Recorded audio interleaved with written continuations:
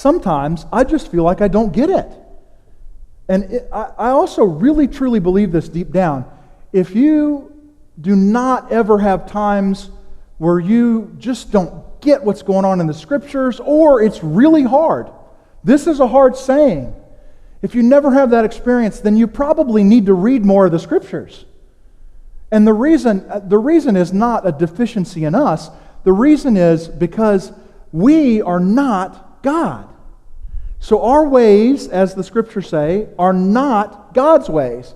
So if we are exposing ourselves, right, to God's Word, which is intended to be shaping us, transforming us more into the image of God, and we never hit a thing that says, that's hard for me. I don't get that. I don't understand. That rubs me the wrong way. Then that probably means we're avoiding those places in our lives that God really wants to shape and change and transform. It's okay. It's okay when we don't get it. I had a professor in college who used to love to say, and this is so true, he says, we have to remember that we are saved by grace and not by our doctrine of it. We are not saved by how we understand grace. We're not saved by these deep insights that we as Presbyterians love. We are saved by the grace of God in Jesus Christ. And that grace is so powerful and so deep and so profound that we actually can't fully understand it. But that's okay. Think about what St. Paul says in the first book of Corinthians. He says, when I was with you, I resolved to know nothing.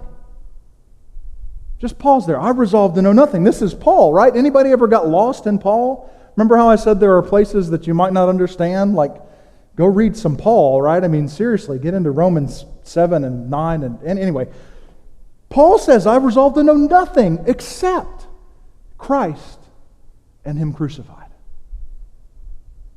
Paul has reached this place. It's a simple faith, not a simplistic faith, not a blind faith, but a simple faith in Jesus.